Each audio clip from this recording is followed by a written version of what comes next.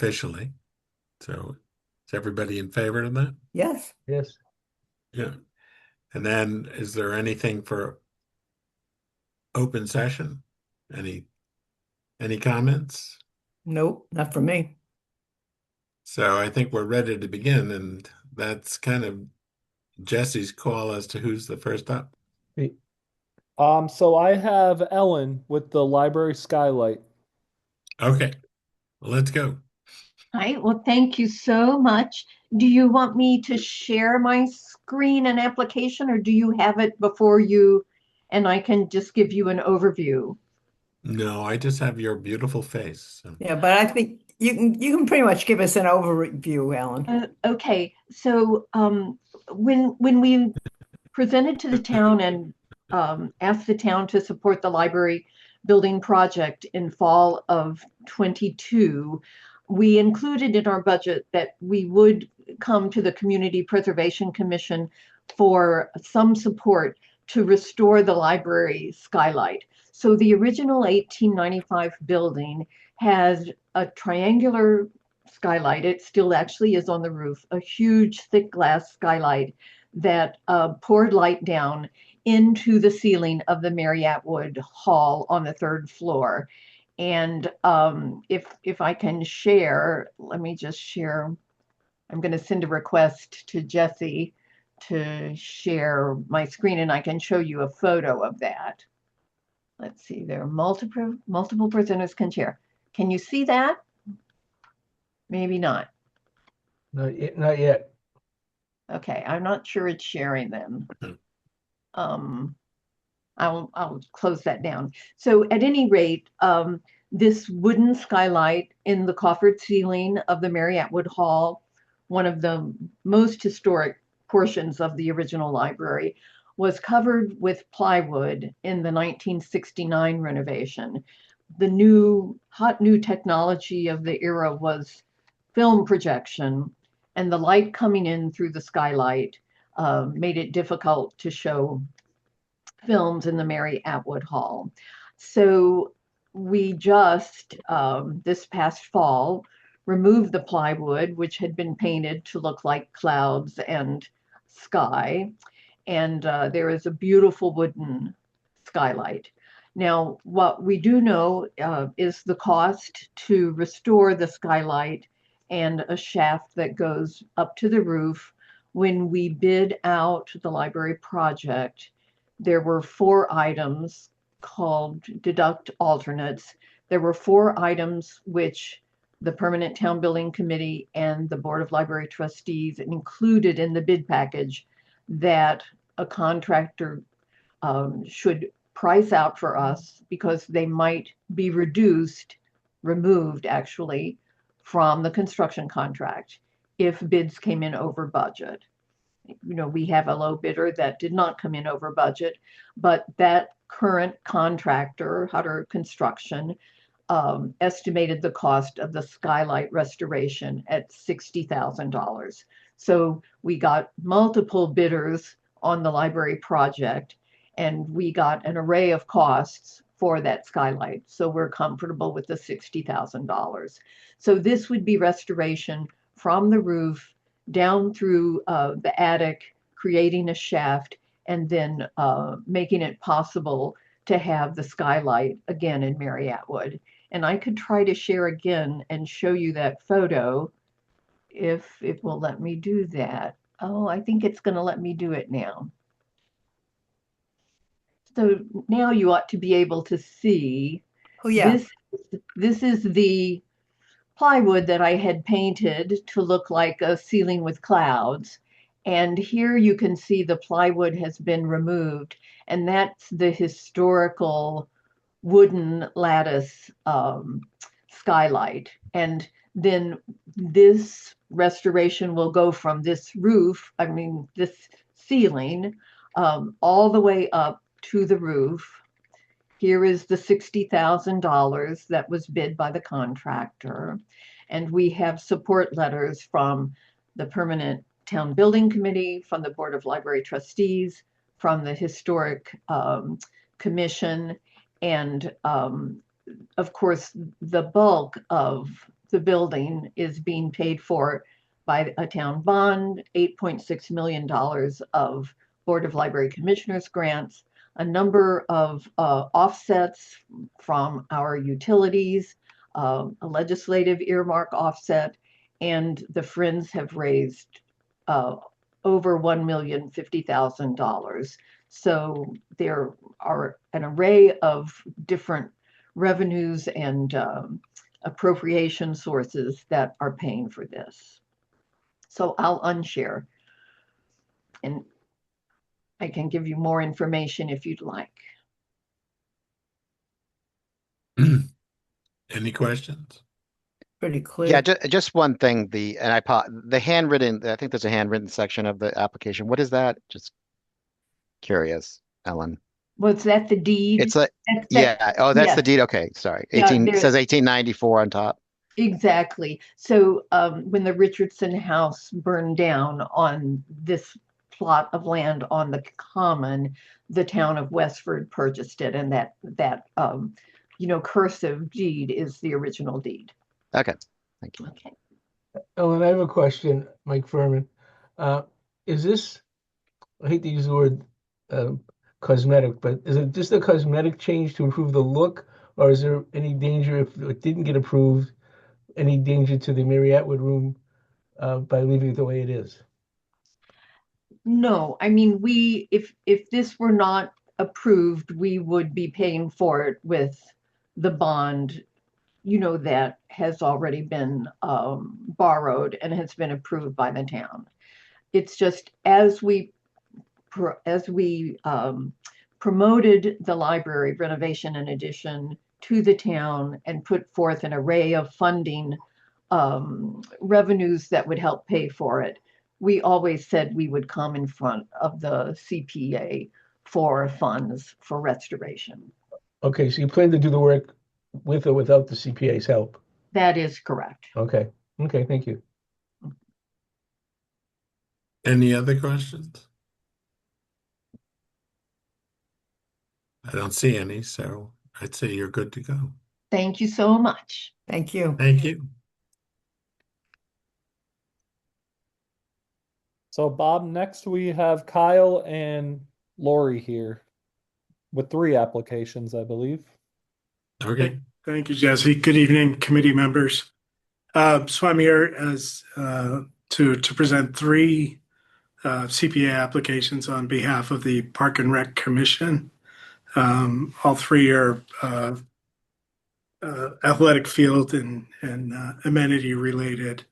The first one I'll speak about is the Graniteville Ball Field Safety Improvement Project. And if you have any questions on this, certainly I'd be happy to answer.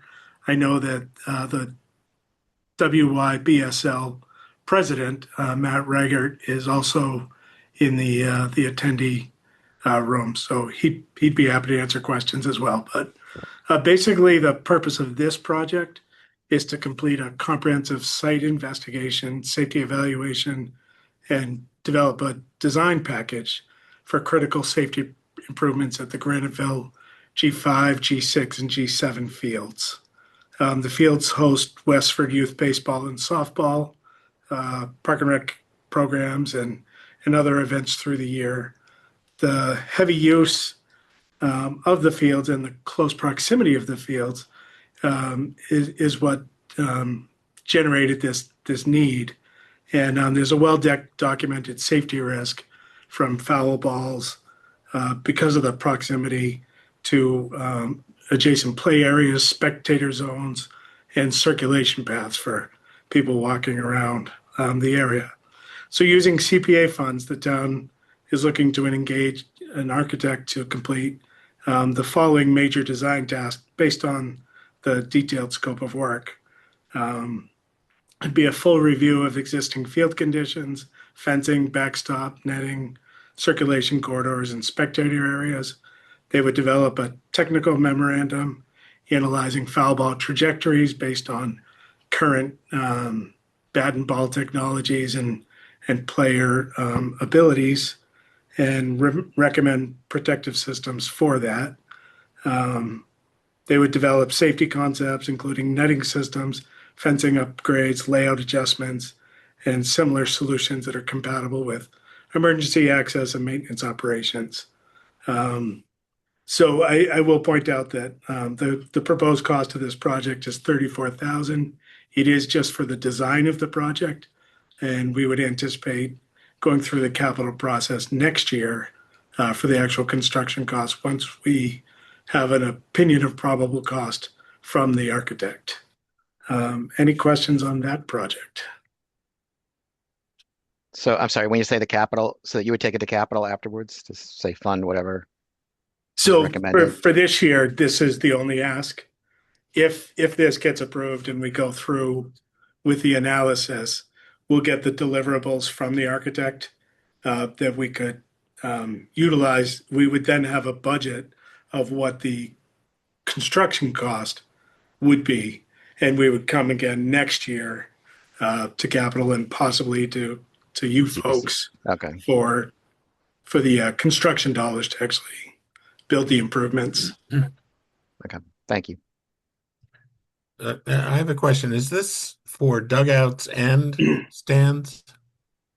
No, this is for the because the three fields are directly adjacent to each other. There's no protection from one One field to to the the next next one. for spectators, fans, and people just walking around to the snack shack and whatnot. Okay, thanks. Looks like Matt has his hand up. He can jump in if you'll allow. Matt?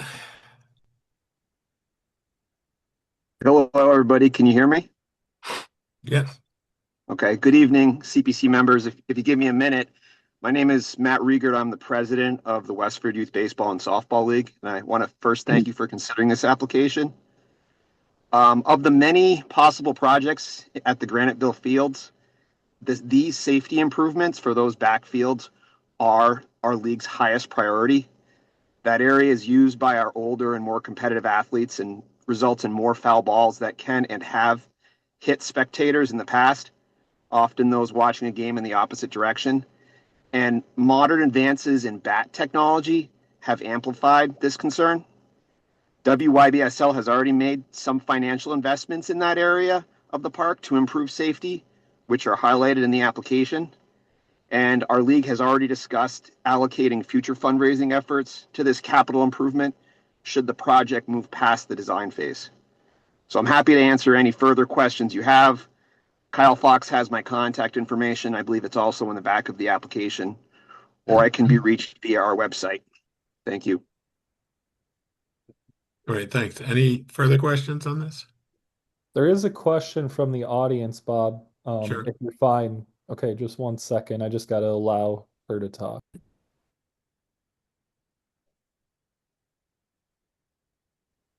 Hi, can you hear me okay?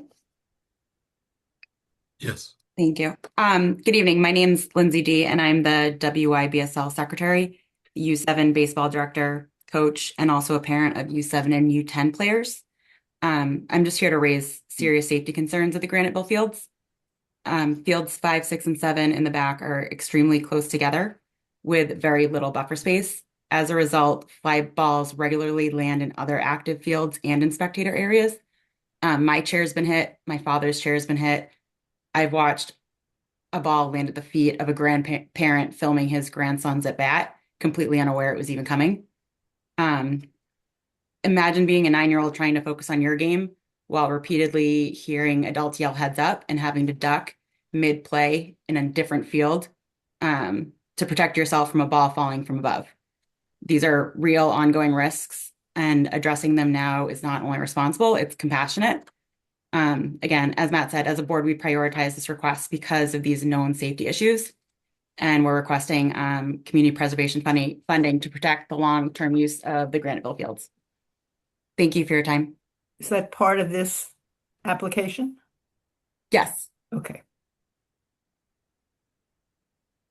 Right. Any further questions, Jesse? Or I don't. and this is compatible with recreation as far as funding, true? Yes. Yes, it is. Okay. All right, let's go on. Okay, thank you. The next Who's project is the ask for the next project is $40,000, and this would be utilized at the Jack Walsh Athletic Field Complex. Over the past couple of years, anyone who's been to the complex has seen the rather major improvements that have happened. Last year, we rebuilt the tennis court, basketball court, and added pickleball courts. While that project was going on, uh, pedestrian safety had a project to add a safer crossing there. So we now have rapid flashing beacons with a crosswalk to assist pedestrians getting into the facility. As part of that project, safety project, we realigned the driveway to align with Texas Road to, again, improve safety for both pedestrians and vehicles.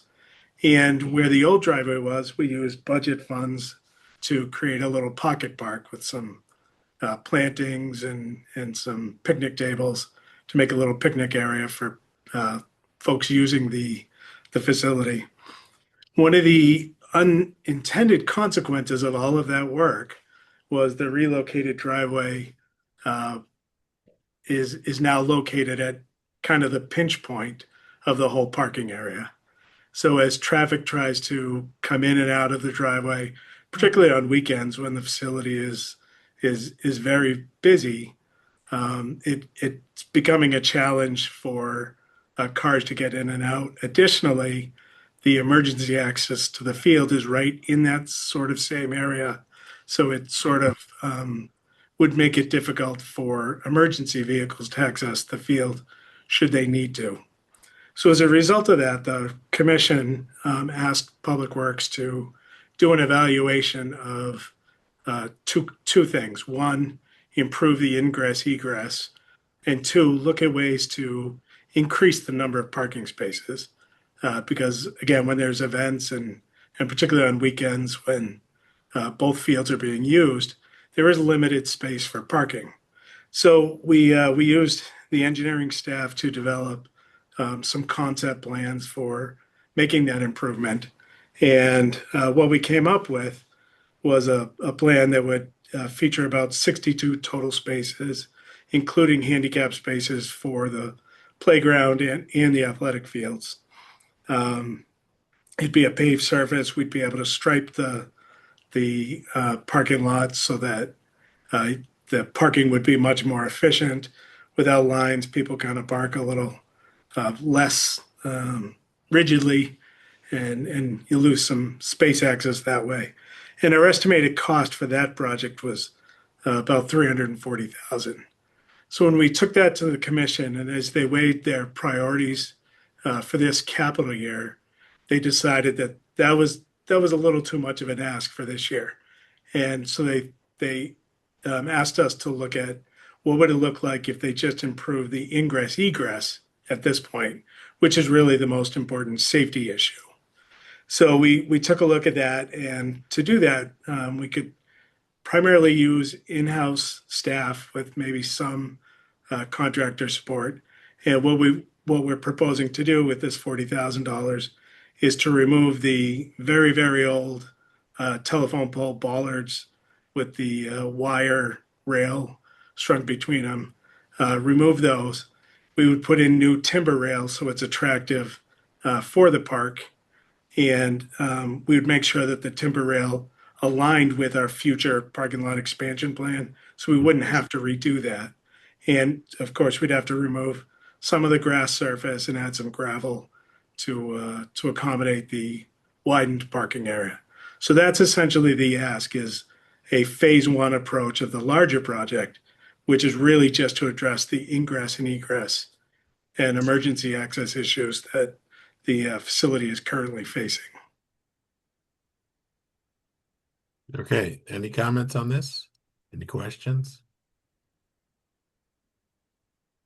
And on this one, Bob, I would let you know that we did, Jesse and Kristen did work through our legal team to verify that this was an eligible expense. Okay. I have a question, Kyle. If this gets approved, you would do it this spring in time for this coming season? It probably wouldn't be this spring because of how busy we are in the Okay. spring. It'd more likely be a summer project, Okay, but but it would during, be this okay, calendar year. okay. Okay, thanks. And you got one more? I do. And this was the biggest project of the three. It's a project that the committee saw 2 years ago and elected not to fund at that time due to the asks that were going on then. And so this is the renovation of the Rodenbush Frost tennis courts, located right next to the Rodenbush building. The current estimate for the work is 603,000. Mm. And basically, what it would accomplish is to fully reconstruct the Frost Rodenbush tennis courts located between the community center and the Frost Daycare Center. The courts are failing structural condition due to base failures. There's significant cracking, drainage problems in the poor soils that are below the existing court, some deteriorated fencing and access features. And all of these are limiting the recreational use and the rec department's ability to offer programming there. One of the features that would be added in the renovation is we would stripe the courts for dual use. It would not only be tennis, but also striped for pickleball, far increasing the usability of the facility. And Director Michelle Collette has said that with the addition of pickleball there, she'd probably be able to have an actual program with an instructor teaching classes there. So it could be a revenue source for either the revolving fund or the rec enterprise fund if this project were to go forward. Basically, it would be a full reconstruction of the facility, new court surface, fencing, net post, practice backboard. We'd upgrade the drainage system and ADA access to the facility, and we'd improve the access stairway and landings that are getting to be in sort of poor condition. I think that's all I need to say on it at this point. Happy to answer any questions. Mayor? Marilyn? Yeah, I was just Yeah. curious, how old, Kyle, are these fields? Because You I know, that's taught a football really in good school. question, and I don't know that answer, Marilyn. Any sense of it? Have we ever done any kind of reconstruction or I don't believe so. okay, I so can get back it, to you on that, though. I don't really need but you answer my question in terms Yeah, of based on the look of them. it's never been assisted in reconstruction. Okay. Yes, I believe that's true.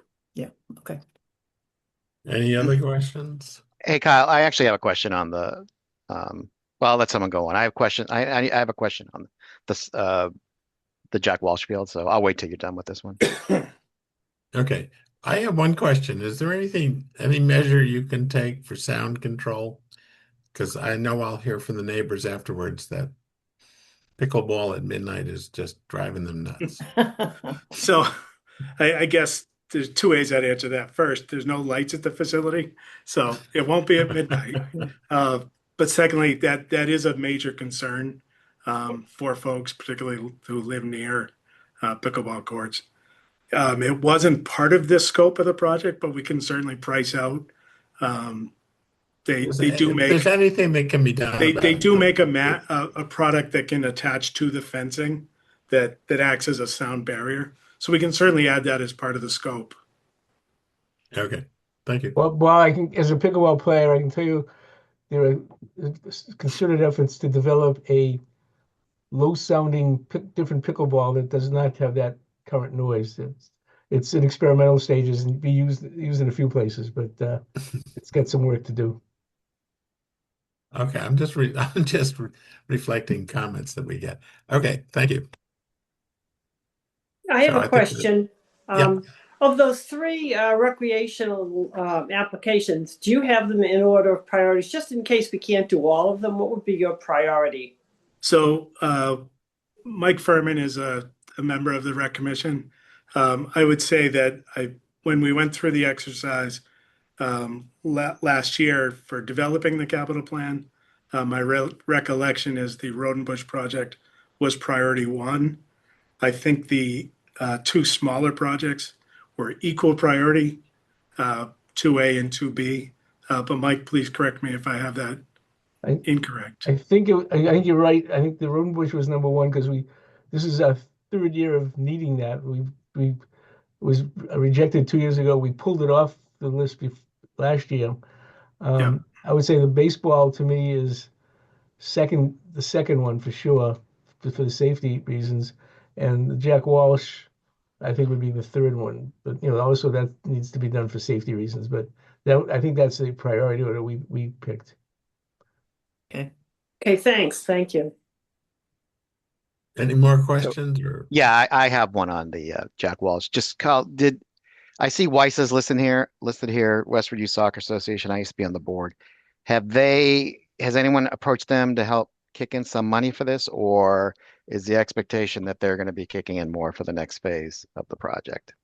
So I don't know if that conversation has happened. I know, so the original request was generated from the president of WYSL, Matt Cotter. He's the one who initially pointed out the concern. He has not expressed to me whether the club could support financial assistance or not. I don't know if he's had any conversations with the commission, but Not us. yeah, I meant the Park and Rec Commission. Sorry. Oh, okay.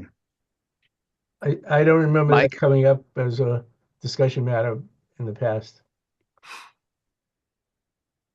Okay. All right. Anything else? Hi, this is Thank Diane you. Wood. I don't know if you're addressing public questions. I'm sorry, what? I've got a question in the chat that was not acknowledged. Okay. Pass it on. Yes, I guess two comments. Do we have any idea relating to the baseball, request, how big the actual project itself may be? Are we talking small, medium, large? Because if we're doing the study and investing the study, is there then an expectation that we would indeed move forward with a project for the fields? So I think, Diane, that the project is a need. So one way or the other, we would try to move forward with the project. The scope of that work would be pretty straightforward. And really what the project scope would be is designing location and type being either chain link fence or netting, which can be a much taller structure between each of the fields. So it's a fairly small scope project, certainly much smaller than the scope of the project that was presented a couple of years ago for that facility when the commission was looking at a full refurbishment of the property, which would have included this kind of work. So this is just a little tiny piece of that much bigger scoped project. But it's a fairly discrete and finite scope of work to accomplish a very specific goal. Okay, thank you, Kyle. And then the second question had to do with the tennis courts. Knowing that our budget situation is tough and going to be tougher next year, with a lot of requests coming through, my initial reaction to 600,000 for tennis courts that really are rarely used, despite their condition. And I find it hard to believe that we would actually be able to gain some, revenue with a plan that would make up for 600,000. So just a reaction and a comment to that. Despite people thinking we could, I have my doubts, especially since we also have the town hall roof and First Parish, estimate, which may come down, whether or not we do a part one and part two or whatever. There are a lot of more expensive items. So just a reaction. That's all. Thank you. Thank you, everybody. I guess if I may, the only comment I would add to that or make on that is certainly there's a need to do the project. Whether it happens or not, obviously, is up to the voters of Westford. But just looking at the estimate from 3 years ago was 510,000. Our current estimate is 603,000. So just, for grain of salt, I wanted to point that out that, the projects are getting more expensive the longer we wait. Okay, duly noted. Thank you, Cal.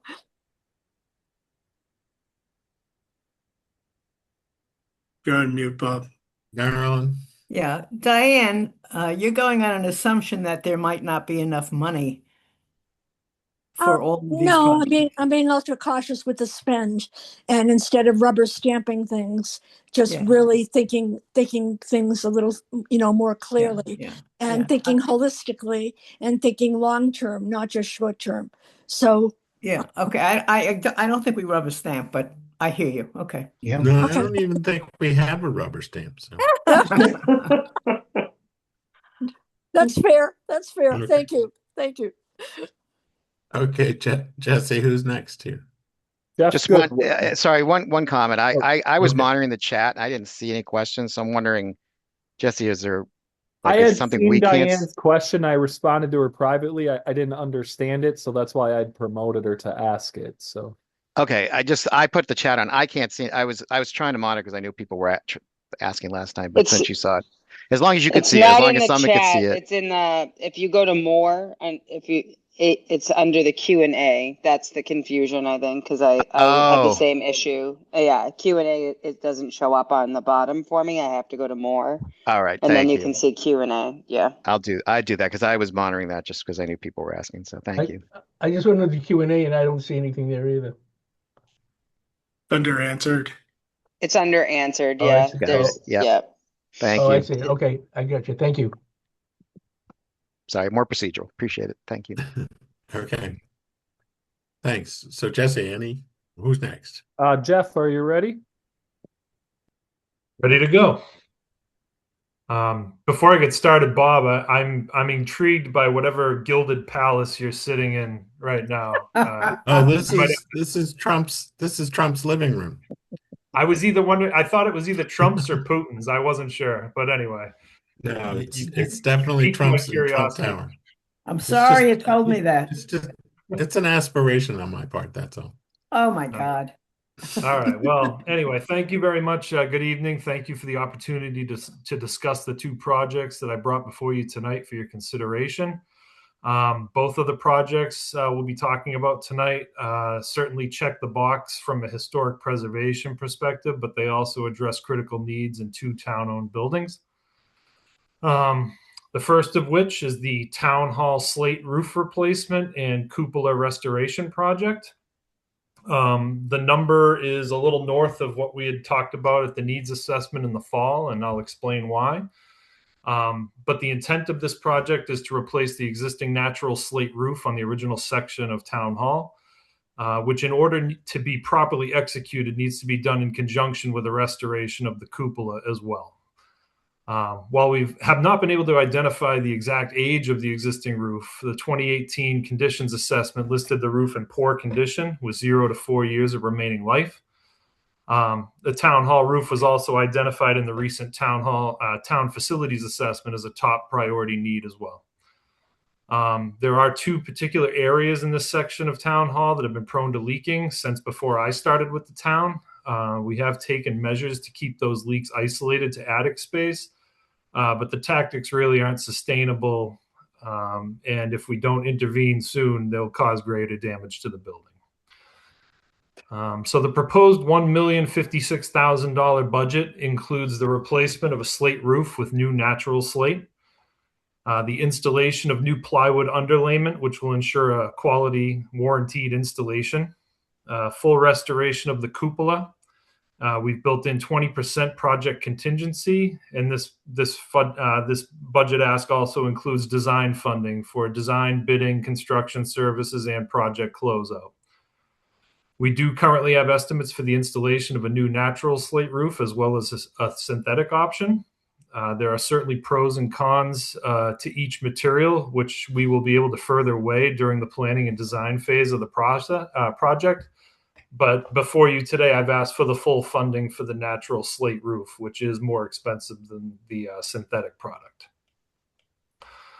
One of our other goals is we're planning to issue hopefully one RFQ for a qualified architect with extensive background in working on historic buildings for both this town hall roof project as well as the museum project that I'll speak to in a couple of minutes.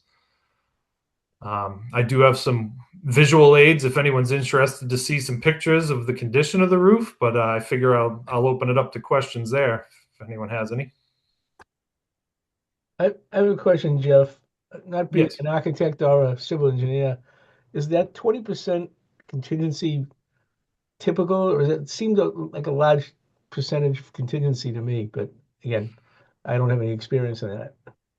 20% is a pretty standard number to carry. In this particular instance, on a roofing project, I think it might be a little high, but one thing that needs to be considered is there is a particular section of the town hall roof that's probably got the most deterioration on it. Jesse, would you mind if I shared my screen real quick? I think I can explain it Yeah, better with a no picture. problem, Jeff. I think you have to request it. Oh, Let God. me see. I might be able to.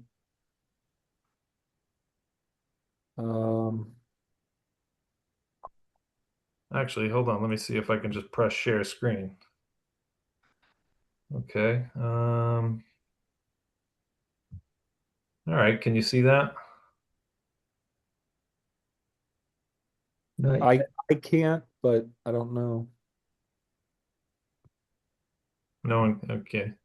Let's All right. Well, either way, there's a particular section of the roof that it resides above the building department. There's a pretty noticeable sort of, I'll call it a swale in the roof. So I wanted to build in a little extra contingency because we're going to have to address some structural issues underneath that area. We might have to bolster and support some of the rafters.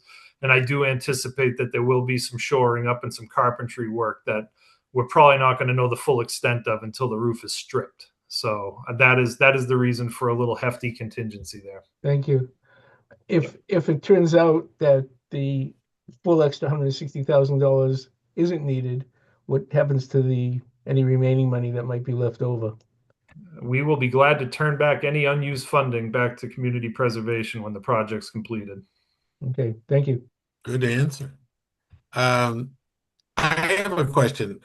What slate are you including in your estimate? What's the longevity and what's the name of the slate? Well, so when we discussed this back in the fall at the needs assessment, the opinion of your committee at the time was to ask for the higher amount for the natural slate. So right now, this budget would be to cover the cost of the full natural slate replacement. Right. What I'm asking about is what natural slate, because the variations are incredible in terms of whether it's a Virginia black slate, which is like 125 years, or some blue slates that are about 50 to 75 years. I'm just curious what we're looking at. Yeah, at this juncture, I haven't dove too deeply into the different types of natural slate that are out there, but I think that that's going to be something once we bring our architect on board, we're really going to want to lay out the pros and cons and spec particular types of slate, and then we will narrow that down from there. Okay, and the other thing is with this money, can you ask the architect in his specs to estimate the value of the retained slate that the contractor gets to keep? Because I did a number of slate roofs in Boston, buying slate taken off other roofs. Because the slate doesn't go bad, the edges go bad, and then they resell it. So I'd like to see that reselling go towards the project if possible. Okay, then we could certainly ask about that. I will say I don't want to speak out of turn. Right now we're anticipating a full replacement of the slate on the roof. I would venture to say that maybe some of this is usable, but there are a good amount of sections that the slate really is beyond its life. So for right now, we're planning to replace it all. And if there are, if there don't are, misunderstand. I'm not asking you to reuse any of that slate. I'm saying that part of the price should be what the contractor gets in salvage value of the slate he takes off, because there's a fair amount of slate up there that's actually in good condition and will be resold and will benefit the contractor. I want that included in the price if possible. That's all. Okay. Yep. And just, I mentioned this back in the fall, but if we were to go with a synthetic product over a natural product, there would be about $330,000 worth of material savings going with the synthetic. But it does, it has a shorter lifespan, and I think for me, it's still very early generation of a product. And I don't, they say it's a 50-year roof, but nobody's had a synthetic slate roof for 50 years yet. So I don't, I always get a little leery of that. So, but I think that those are all options and things that will be vetted as we go with the Permanent Town Building Committee as well as the Historic Commission. Yeah. Well, since it didn't last that long in tires before they shredded it to make it into slate, I'm with you on that. The the thing is also, I kind of think that our job is to try to make sure it is slate. The original idea of preservation was that we would pay the additional cost of doing things in their original materials, not that we were necessarily willing to fund things that were not historic. I don't know if Bob Stafford has a comment on that, but it seems to me the basic idea is that we're trying to restore things to what they were, not do a look-alike for less money. Certainly, that is our perspective on the board, commission. Okay. All right. We did bring this before the Historic Commission back in early January, and yes, their opinion was to go with the natural historic slate. Okay. And so your second project is? Okay.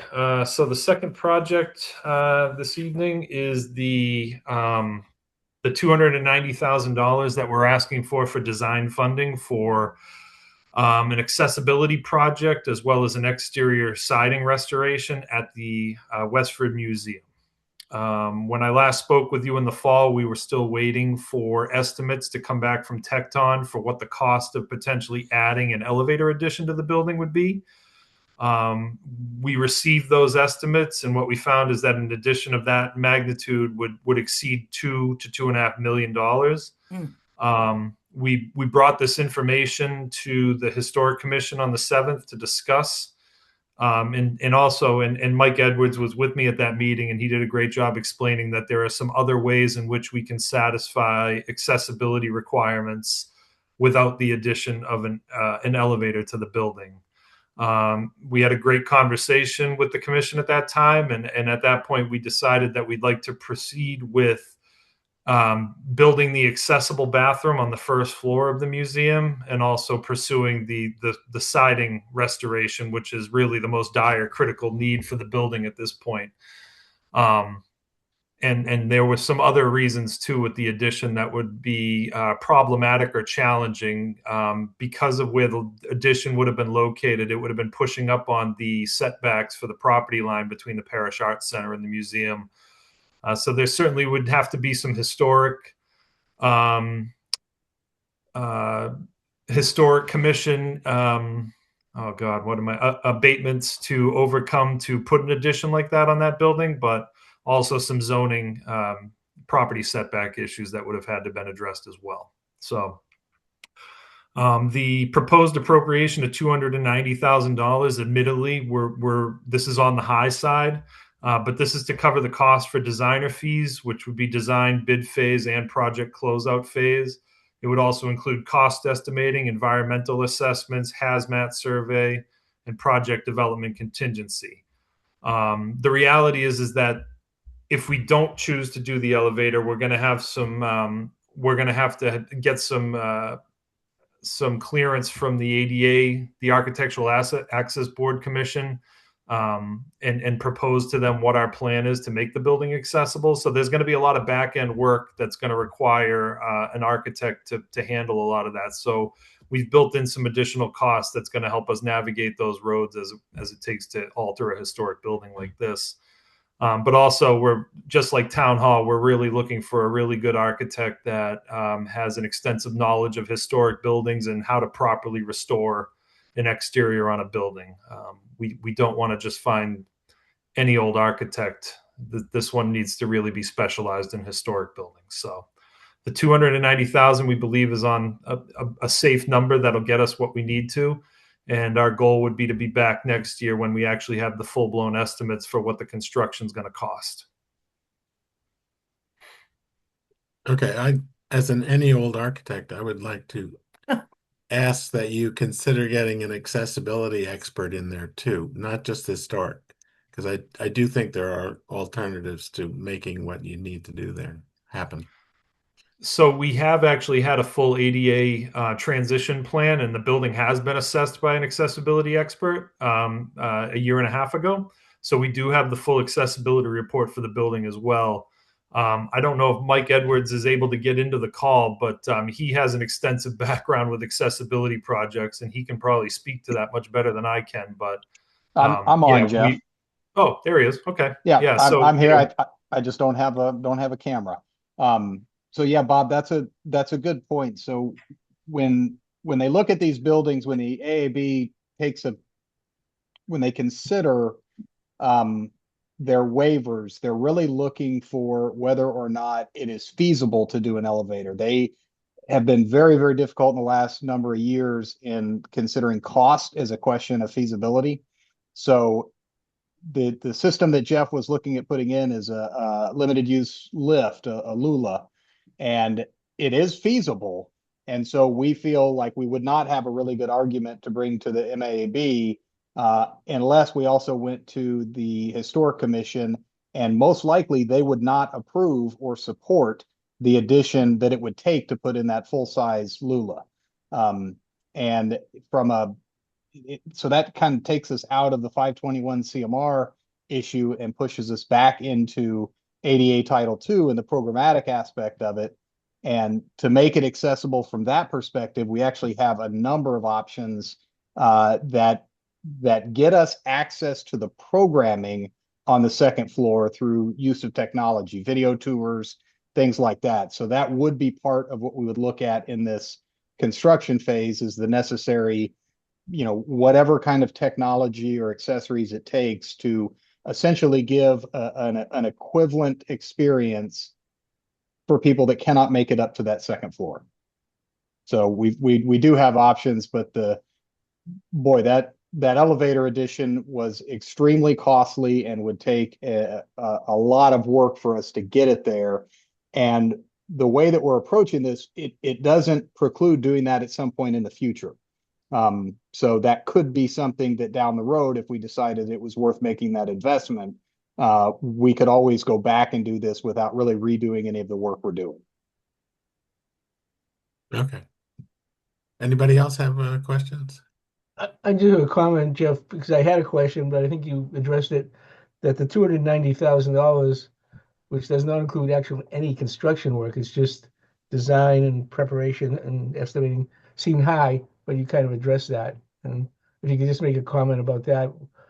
You even said it seemed a little bit high, but is that, again, not an untypical number for this kind of work? I would be lying if I said that I've actually pursued a project exactly like this scope in the past, but I think it's a very safe budget number for us. I think that we've taken the estimates that Tecton has given us for what they believe these line items would cost, and I think we built this budget around that.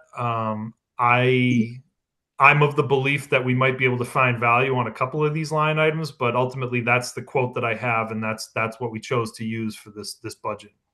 And Mike, I'll expand on that just a little bit. So because of what we are guessing is going to be the end construction cost based on Tecton's number, we are not going to be in a point, we believe, on this project where we're going to trigger the requirement for a project manager, for an OPM.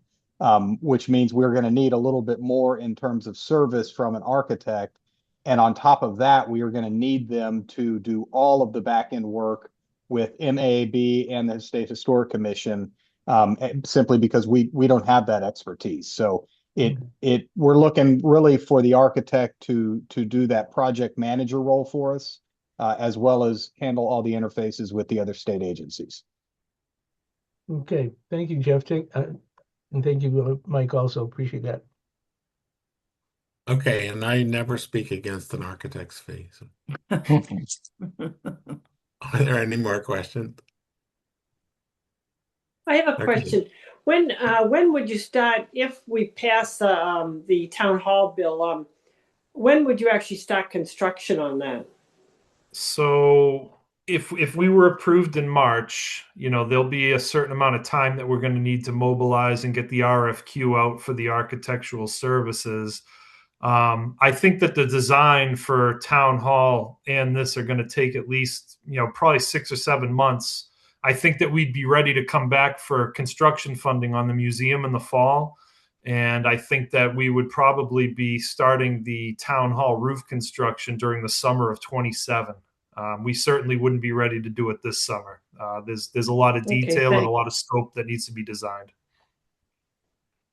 Hey, Jeff, one other quick question. What other avenues are we looking at potentially for funding the museum, historic grants and stuff like that?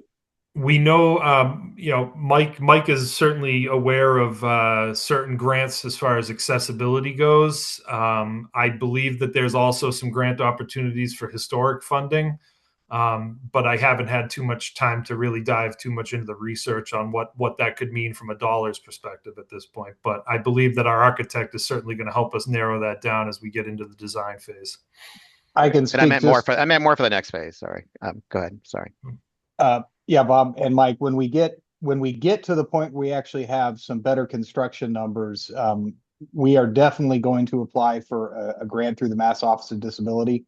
Those MOD construction grants are up to 400,000, and they look very favorably on projects like this where we can demonstrate an absolute need because we have removed programming from this building. We've removed the school. They've stopped doing the school tours and all those things because of a lack of accessibility. So I think we'll have a pretty competitive application, especially if it is matched and we're able to stack it on top of CPC money or CPA money. I have not had an opportunity yet to explore any historic preservation grants, but actually kind of looking forward to doing that. One other thing that Jeff and I are going to be working on the museum specifically is in parallel to the construction and potentially even we haven't quite figured out how the phasing would work, but we are looking at an HVAC improvement to electrify that building. It is currently our last oil fired boiler we have in the town, and we've already sort of identified some ways that we might be able to fund that a little bit creatively. So we're going to go after every penny we can. Great. And we've gotten funding from the Mass Historical for that building before. So it's been done before. So I don't see why we can't do it again. Okay. Any more comments or?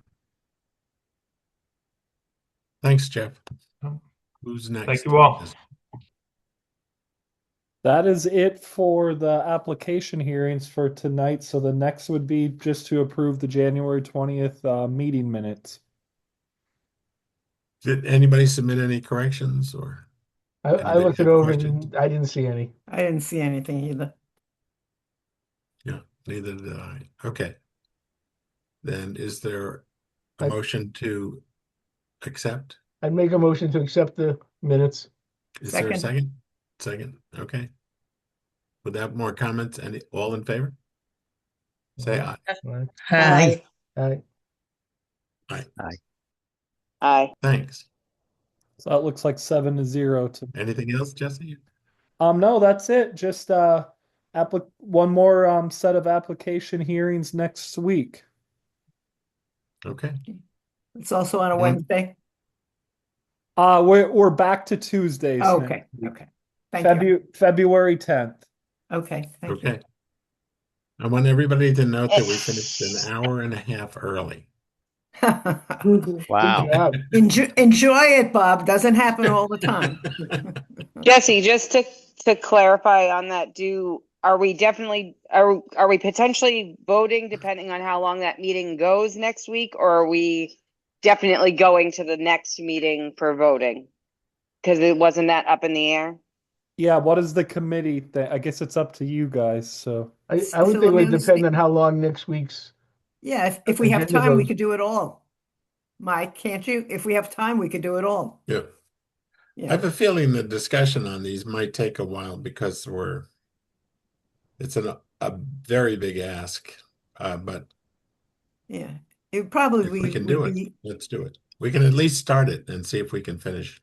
I'll draft the recommendations like I normally do for next week. Mhm. That way we have them, and if there's time, then we can get them done. Otherwise, we'll go to the 17th to make the recommendations.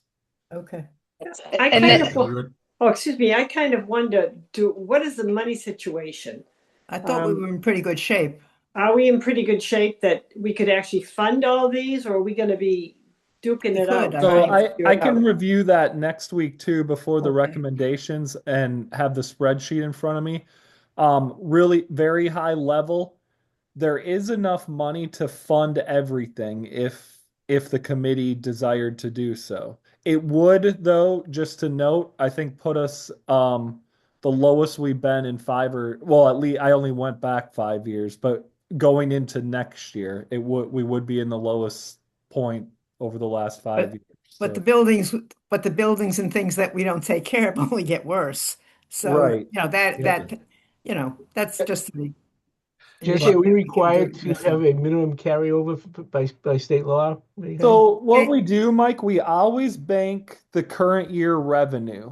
So the CPA surcharge that's coming in FY26, the state match that we received in FY26, any investment income that we make or anything like that, we never touch that in the current year application. So in that way, we kind of pad our coffers, so to speak, so that we always have at Something. least funding the following year. And that also helps ensure that we're always able to cover our debt service too. Okay. Yeah, And and I that think does not another, include the 3% additional money that comes in from the town? Exactly. Yep. yeah, I also think we might have a discussion on how many phases we will or will not fund. Just speaking for myself, I think in a lot of these cases where they've got multiple phases, we'll fund the first phase and have the second phase come back next year. We can We'll see how discuss that that. goes. I don't know how everybody else feels about that, but I think that's a part of our discussion. I like that concept. yeah, and I guess I have a question speaking to that because I don't like being a part of this last year. I don't think this necessarily came up. How does that work? So if we say that we're willing to, fund phase one of something, we alter the amount that we're approving to put forth at town meeting. Is that basically what happens? Yes, we fund what the first phase is, what the ask is for the first phase. And then the second phase is up to town meeting again. Right.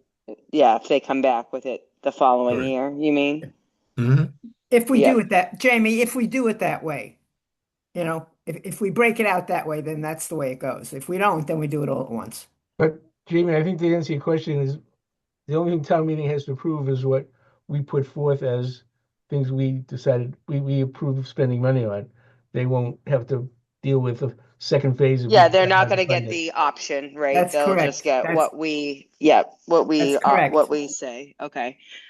All right. And then, yeah, did everybody get what Jesse sent? Because a couple people are asking about the financial piece again with the balances, and he did send it again this past week. So I'm happy to forward it if people still aren't, like, for some reason getting that email. I got it. Forward it to who, Jamie? I don't know. Diane didn't realize that we had the money, so I just wasn't sure if she got this information. I didn't get I haven't gotten any emails about that, but you sent me the last one, which I assume is still the same, Jamie, from like Yeah, 2 I weeks think it's ago. I must be similar. going to your spam folder, Bob, because I've I checked my replied to you spam. directly I even, I so checked my spam. It's I don't nothing's know there. what's So going on. I don't know what's Jamie, they can always call Jesse too, The other thing I would Well, say is if you don't have it and you're curious, it is posted on the community preservation website on so there you go. the town of Westford Jamie, I'm website. gonna send you another email, so my work one, so it'll always go there. But So I'll send you that. So thank you. Okay, any other comments, or are we ready to go to next week? All right, thanks. So I get a motion to adjourn. So I moved. make the motion. Or second. All in favor? Aye. Aye. Aye. Aye. Aye. Thank you, everybody. Yeah. Thanks, everyone. Thank you Have a great again. week.